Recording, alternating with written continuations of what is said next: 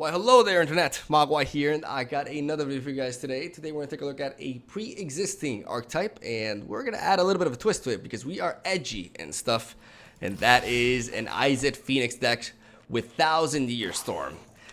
This bad boy right here. So, IZ Phoenix is a pretty established archetype. It is a top-tier deck in the standard MTG metagame, which revolves around the Arclight Phoenix right here. A 4-mana 3/2 with flying and haste, and a pretty nutty ability that says the following. At the beginning of combat phase on your turn, if you've cast 3 or more instant/sorcery spells that turn, this little birdie comes from your graveyard onto the battlefield for free. And because he has haste, you can hit the opponent instantly that turn, right? Very powerful tempo play that you can easily set up with a very low mana curve spell lineup that we have here, which revolves around drawing cards and dealing damage, while also discarding cards sometimes as a price for set effects, such as Chart a Course or Jumpstart from Radical Idea or Beacon Bolt, or Surveil from Discovery, which is actually not a price you're paying for. It's actually like a perk of the card, but you're technically discarding from your deck onto the graveyard, which enables you to have an easier time sending the Arclight Phoenix onto the graveyard, right? Which is what you want. You don't want to generally play it from your hand. So we have good thinning capabilities with good out-of-hand damage, spells that are very easy to chain one onto each other, but also a low curve that can be quite tempting, especially for newer players, because your spells are very easy to play. You may feel encouraged to play them out too early on in the match, and then you lose out on the true potential of this deck, which is the likes of, being able to get these guys out consistently every turn, even if they are removed from the board, and of course, being able to finish off your opponent with the dankness that we got in this lineup right here, which is the 1,000 Year Storm, and a 6-mana enchantment, which says the following. Whenever you cast an instant or sorcery spell, copy it for each other instant and sorcery spell you've cast before it this turn. You may choose new targets for the copies. So the first spell you play that turn, it just does what it does. The second one duplicates. The third one triplicates. The fourth one quadruplicates. So imagine playing a Lightning Strike as your last play, then turn after you set up a 1,000 Year Storm.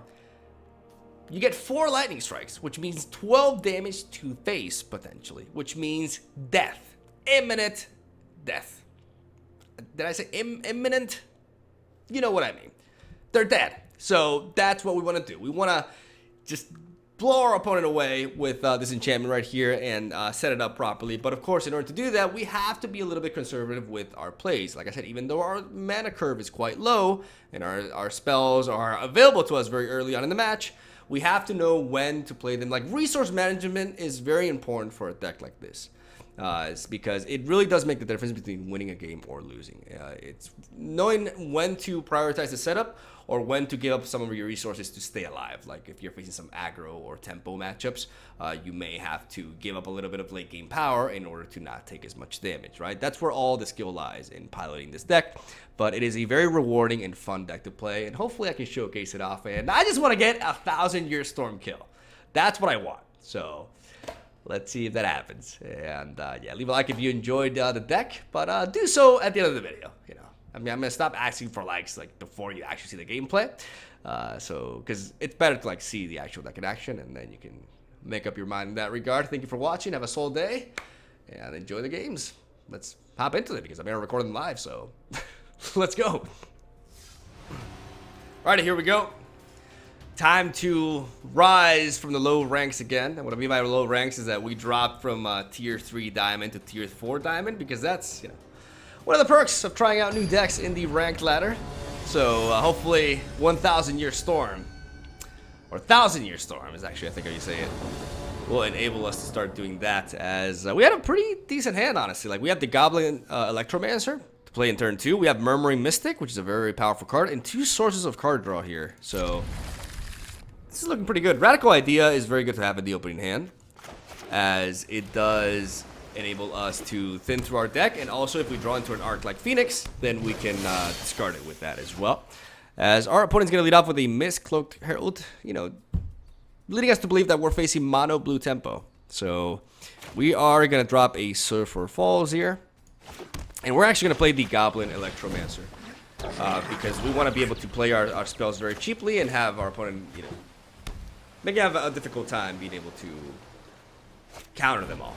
But he does have a turn 2 Curious Obsession onto the Herald, which is definitely an issue. That's like the last thing you want to see. I mean, we do have shocks. Oh my, oh, Yu-Gi-Oh! Alright, let's drop you, tapped.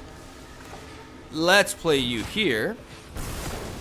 And let's not play anything else for now.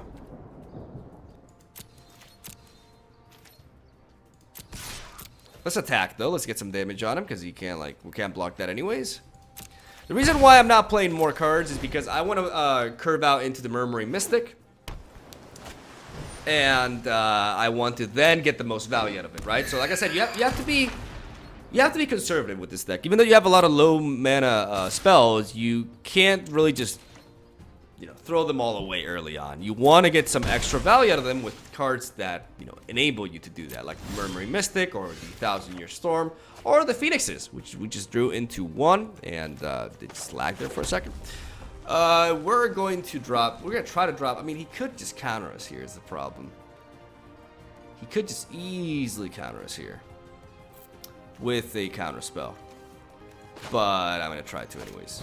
Because maybe he doesn't have the counter. Maybe he doesn't have the, I'm talking about the Wizard's Retort. Which he does have. Well, I'm going to go face anyways. And Soviet. I have to try to go for it. Right now we're dealing as much damage to each other. But the difference is... Okay, I'm going to play you first. No, I'm going to play you first. Radical idea. Do you want to counter this?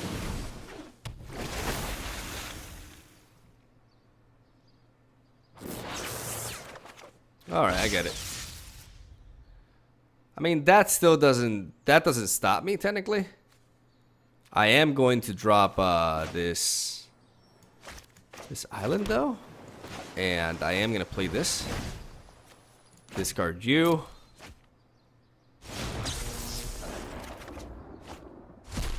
And then I'm going to play Discovery Dispersal.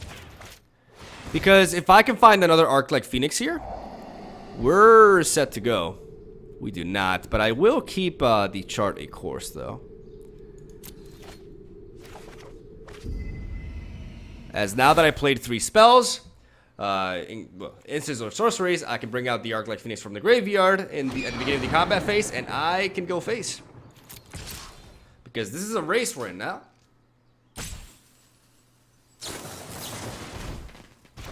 And our opponent just does that. Alright. I mean, he is all about that tempo, right? And he is trying to out-tempo me, so... He has 1 card left in hand. We're going to drop this. We are going to Chart a Course. Because we want to discard the Phoenix.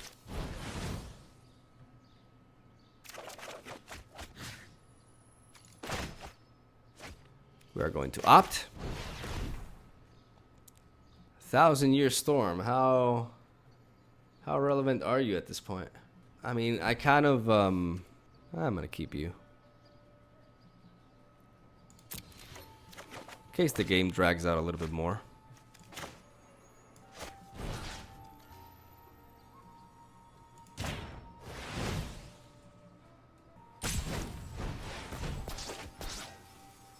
All right.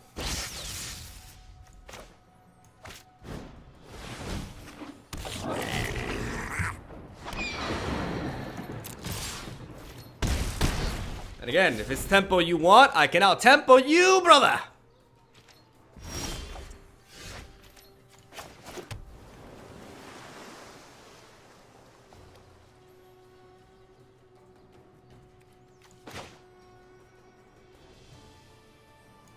Alright, so I could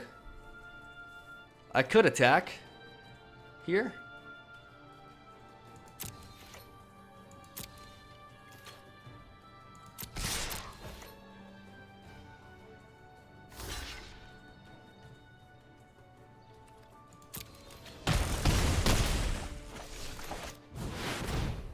and attempt to play this. All right.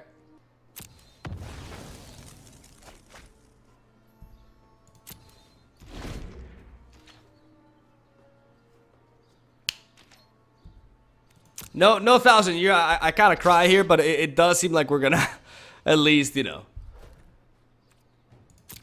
be in a position to win this game. I am gonna play a Radical Idea from, you know, at the end of his turn, and we are going to.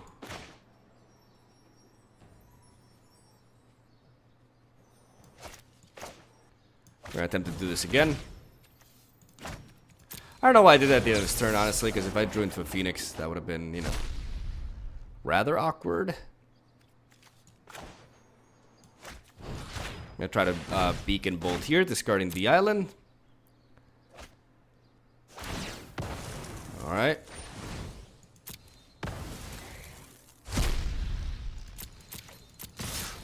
Man, I'm going to attack here.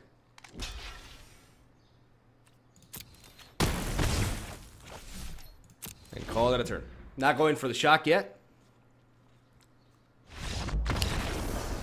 We got him. Birdie did it all. As you can see how low I am. Alright, let's go for another one.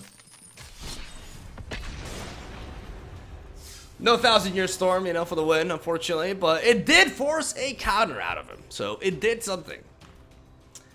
And Arc-like Phoenix won that game for us right there. It feels good to beat down Mono Blue, to be honest. That's perhaps one of the decks that irritates me the most to face. What's the deck that pisses you off the most? Like, Mono Blue is up there for me, even more so than Mono Red.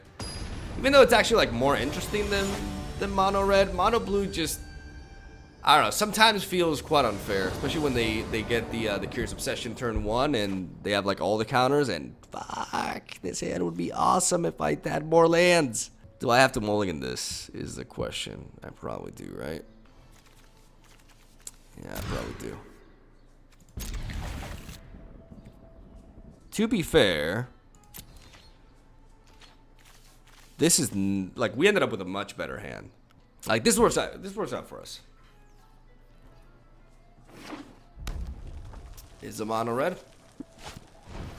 So we've gone from Mono Blue to Mono Red. Welcome to the best of one ranked ladder in Magic the Gathering Arena, ladies and gentlemen. We face the most intricate, complex decks out there. Maybe we could end the video with a Mono White matchup. Oh boy, I would love that. Fingers crossed.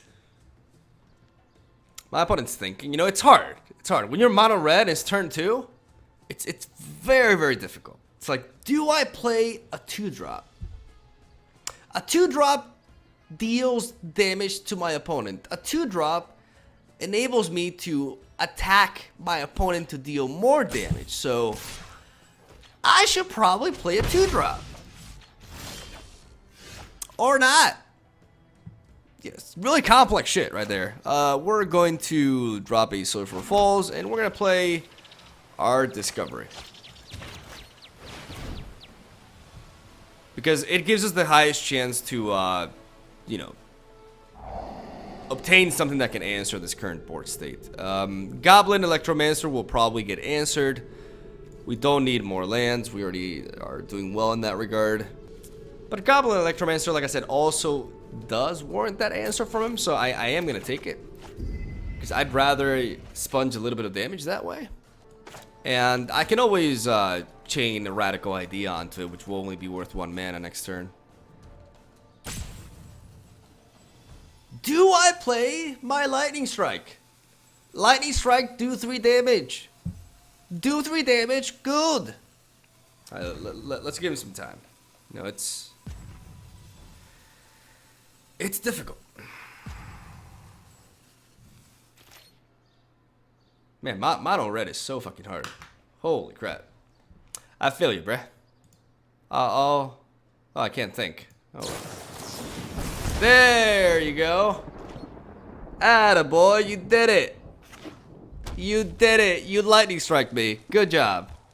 If you play another spell, you'll have 2, and then this will have 2 attack. So that's more damage. There you go. Very good. Man, they grew up so fast. I feel so proud. Yeah, let's drop you. Let's drop our Electromancer here, and let's play a Chart of Course, right? Just to thin more through our deck.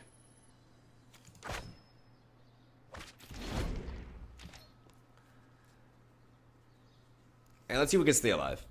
Because we're facing a very, very powerful opponent here. His IQ is just unmeasurable, and yeah, I'm gonna block this. Alright. Alrighty. Maybe I could draw into a Lightning Strike or a Lava Coil. You know, Lava Coil works too. Alright. Let's opt here, so we can afford to draw into our good stuff. There is the 1,000-Year Storm. I don't know if this is the matchup for it, because we are already at 8 health. I would like to build up, you know, the kill with this, but we need to stay alive, and that is easier said than done. Because we haven't been able to find any Phoenixes, and I would need to prevent a little bit of this damage. There you go. Alright, so we're definitely gonna have to play this, because we need to find the land here. Let's drop a Radical Idea. Let's drop this.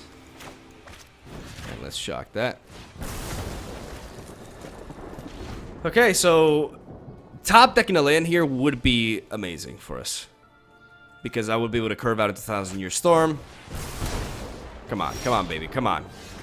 God damn it. God damn it. Let's do this.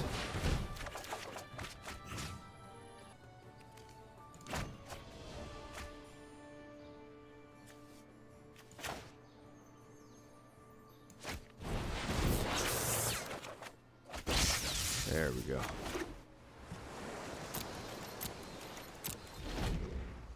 Well, we need our opponent to, like, not top deck like a Lord every second here, because I would like to build up a 1,000-Year Storm into, like, multiple Lightning Strikes here. That would be fantastic, honestly. That would be swell. That'd be so cool. All right, make it rain, boys. Can you like top deck a land? Is that too hard? No, you cannot. You cannot. Alright. Okay. That's good. I repeat, that is good.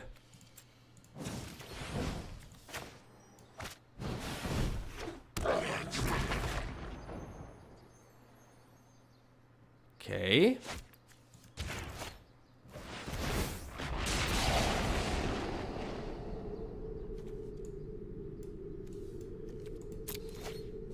We send the Phoenix to the graveyard.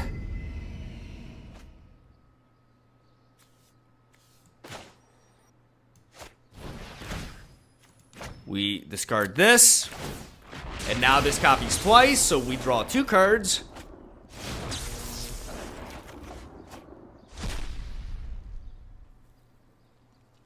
Okay, so math. This is holy shit. Did we kill him? I think we kill him. Oh!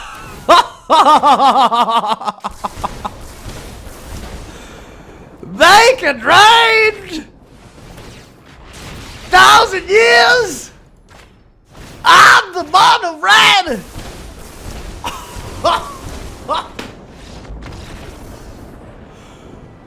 OTK. Not bad. I didn't realize at first. I'm wait. Like, Jesus Christ! You can see how important Lightning Strike is for the holy fuck. That was pretty cool. Okay, let's go for another one. Shit. Oh, that feels satisfying. Alright. Mono blue and mono red. Down. Give me the mono white. Alright, we're facing Heathen. And this seems like a good enough hand. We only have Jesus, that was crazy. We only have two lands, but we have a chart course with Arclight Phoenix. So this seems good enough, honestly. I would like to play the Goblin Electromancer first, though.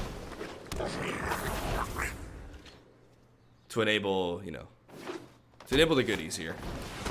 Because now we can actually, we can go crazy on him, potentially. We could chart a course here. There we go. We discard the Phoenix. We set up the mountain. No, we need to set up the steam vents. So we can play Discovery. Maybe another Phoenix? That would be amazing. I want to keep the chart a course though, because I want to get card advantage out of it. So I'm gonna take the Radical ID actually.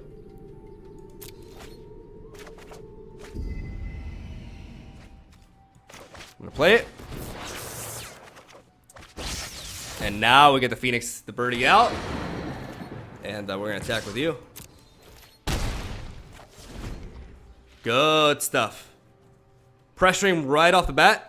This guy has a big ass diamond. Let's make it smaller for him, shall we? All right.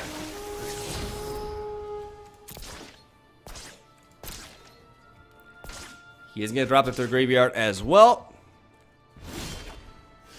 And we're just gonna keep on going, aren't we? Okay, let's be smart about things though. I do want to kill that. But because it's gonna block anyways, I'm just gonna attack with my Phoenix because I want to actually chart a course for like card draw here. So I'm gonna attack with you. Gonna hit him for 3. Then we're going to Beacon Bolt him. Well, we can drop a mountain, right? Just do it this way. We'll Beacon Bolt you.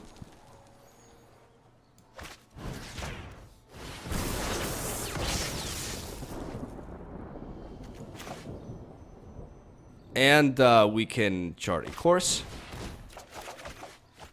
And I made a mistake. I fucked up. Well, no, because I wanted to draw 2 cards. And I didn't want to discard, so it's fine. We can just do this next turn.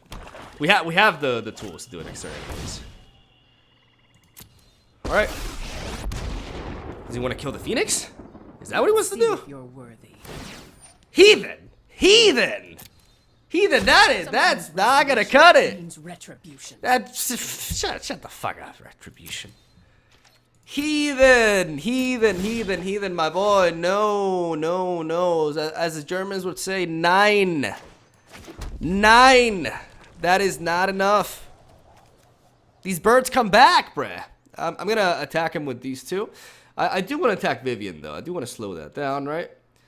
So how do we do this? How do I reach these kids? Well, first of all, we're going to I think we opt first, right? Like we have to. I mean, we want to shock this turn anyways, right? No, we can just beacon. Just Beacon Bolt this. But first, okay, so we definitely want a Radical idea. But I mean, we may want to scry with this first, right? Unless we get something better. Let's Radical idea. Fuck it. Let's discard this. See, that Murmuring Mystic would be fantastic. Like, I could build up for it, but I need to burst on him now. It just has to happen now. We're going to discard the Electromancer, actually.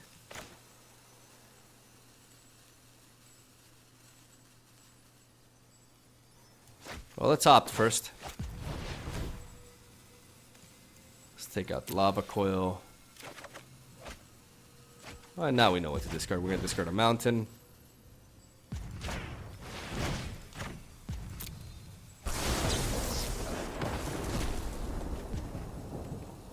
And now we enter the combat phase. We get 2 birdies in there.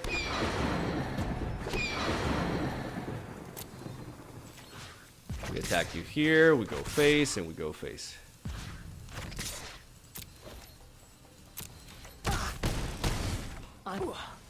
Now we're getting started. And we drop him down to 8. The pressure is real. We got 2 birdies in there. He's going to Golden Demise. I would like to shock this instead, because it prevents him. It's the same. Yeah. I'm going to shock that to prevent him from gaining life and from exiling my birdie here.